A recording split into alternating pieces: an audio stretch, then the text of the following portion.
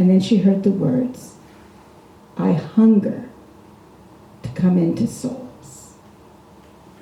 And she promised him then, whenever she made her first communion, that she would receive him every single day after that, because he hungers to come into souls. And she kept that promise. She received communion a year later. She drug her brother every day to Mass. He would serve and she would go to Mass.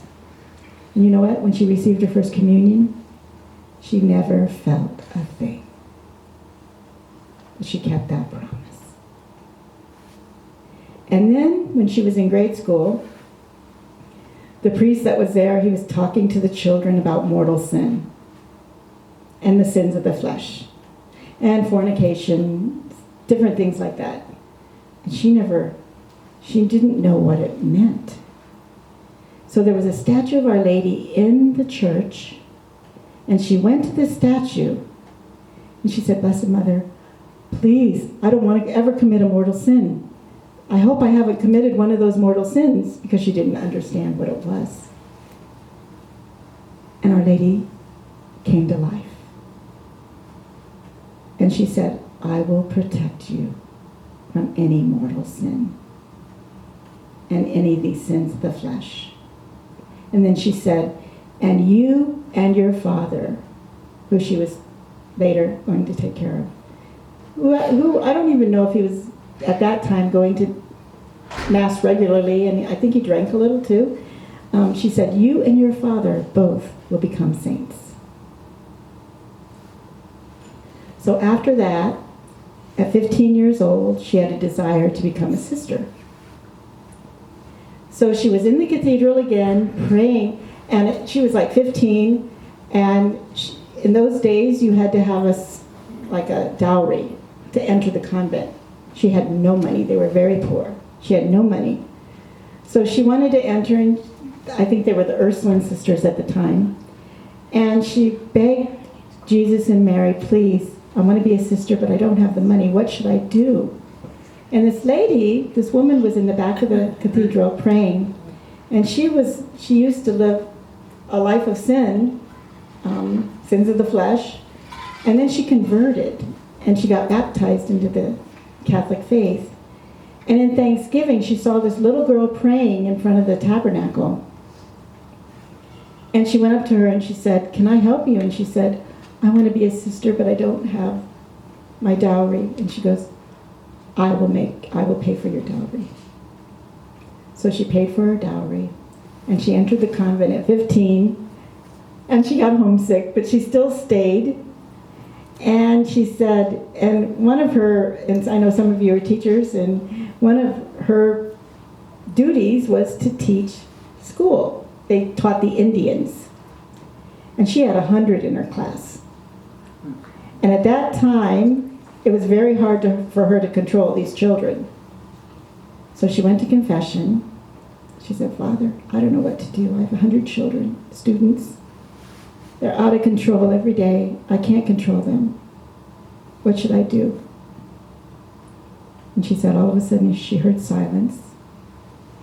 And then he said, "My little sister, from this moment on, you will have power over souls." And after that, she never had a problem. And so she started out to be a teacher, and then later, I think she was in about her 20s. And they had a retreat. And in those days, they had choir sisters they were sisters that were uneducated, and so they had to do all the difficult work. And then they had the other sisters who were educated, and they did all the teaching and stuff. So the choir sisters had a retreat. So she decided she was going to do an act of charity, and she was going to do the dishes for them so they would have more time to pray. So she did the dishes for them. Then she went back to her bedroom to lay down and rest. And when she went back to her bedroom, she said she laid down and she felt like she was in a death agony, a corpse. She couldn't move. And she saw herself in the presence of God. And she said there wasn't one sin or one fault on her soul that she was aware of. But there was one hidden fault, because God is so pure and so holy. There was one hidden fault that she wasn't aware of. And that was a fault of human respect, where she felt like she was trying to please her superiors more than God when she did things.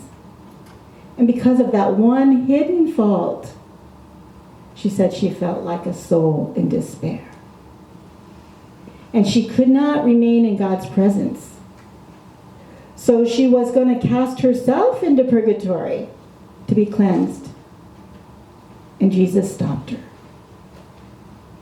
And then he showed her this scene that actually took place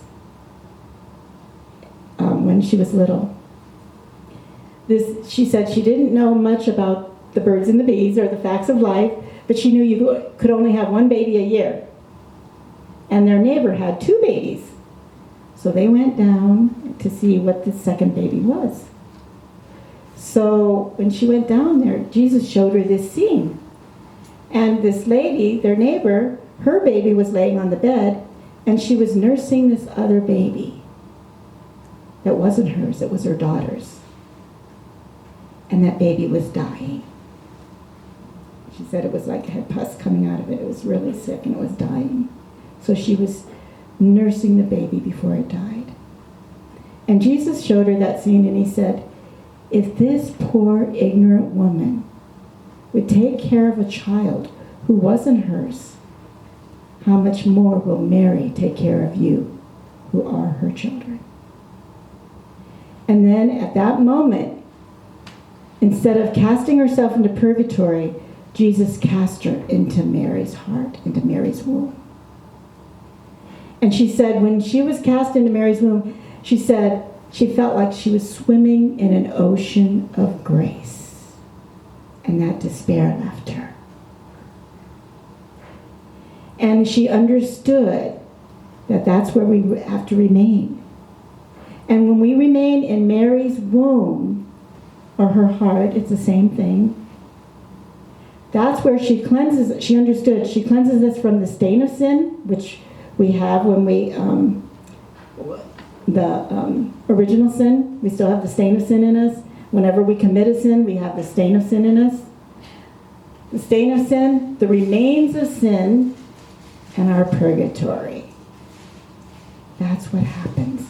That's how Mary, exactly what this scripture passage was saying. St. Louis de Montfort said, what Mary will do when you live in her, when she forms you, she will cleanse you from the stain of sin, the remains of sin, and your purgatory.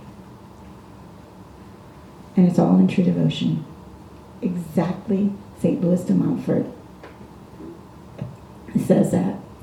And then she understood that how this is done, that on top of not only living in her womb, but we have to breathe the holy name of Mary, like you're breathing the air.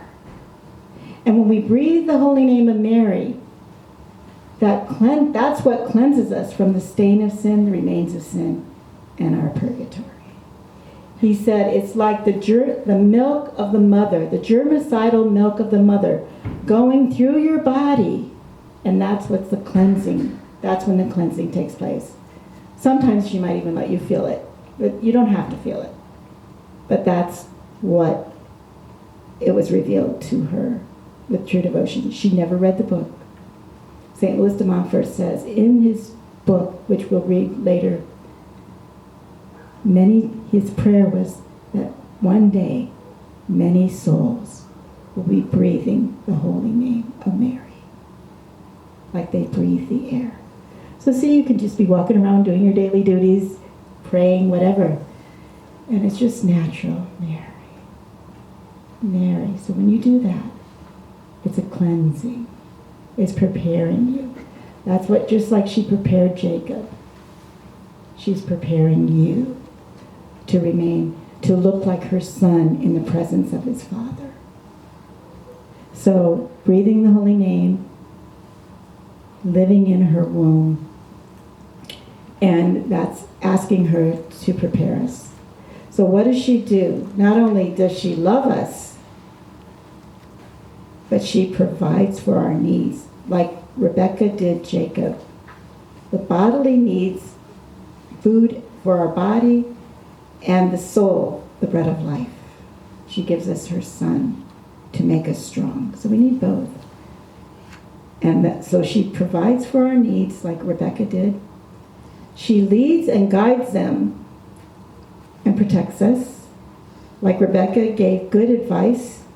And Jacob, what did he do? Whatever his mother said, he did it. And what happens when you do what our mother says? You receive special blessings and even miracles. Look what happened to Cana. She said, do whatever he tells you. They call that Mary's commandment. The only commandment she said was do whatever he tells you. And look at the miracle that took place. The first miracle Jesus performed was through his mother. So she's going to take care of our needs. She's going to love us. She's going to strip us. She's going to clothe us. See, when she clothes us, just like she clothed Jacob with Esau's clothes, and Isaac said, oh, I smell Esau, the fragrance of his clothing. She's going to clothe us with her virtues and merits and her sons.